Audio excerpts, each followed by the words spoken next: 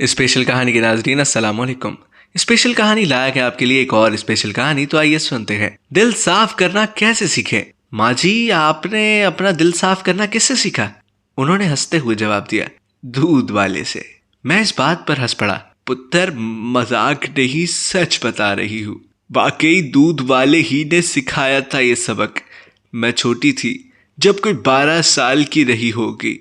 फजर पर भाई और अब्बा जी तो मस्जिद गए होते, अम्मा जी सहन में कुरान पढ़ रही होती कि दूध वाले भाई की साइकिल की घंटी बजनी शुरू हो जाती।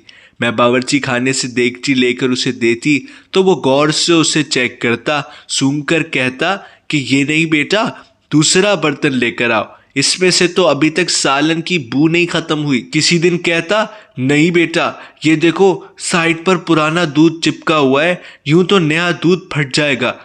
जिस दिन कभी दूध फट जाता, अम्मा जी से डांटियां भी खूब पड़ती, इतना दूध जाया होने पे। 3-4 साल पहले यही मसला चलता रहा, फिर मेरी शादी हो गई।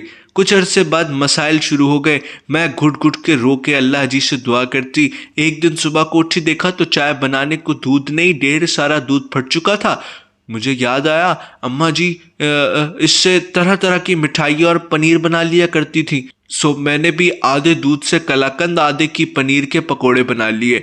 नाश्ते में इतना एहतमाम देखकर सब घर वाले बड़े खुश हुए, बड़ी तारीफें हुई। ससुर ने नया जोड़ा खरीदने के पैसे इनाम में दिए। उस दिन मुझे शिद्दत से एहसास हुआ कि लोग इतने बुरे भी नहीं होते, कि इंसान की गलती होती है। यही मेरी गलती थी।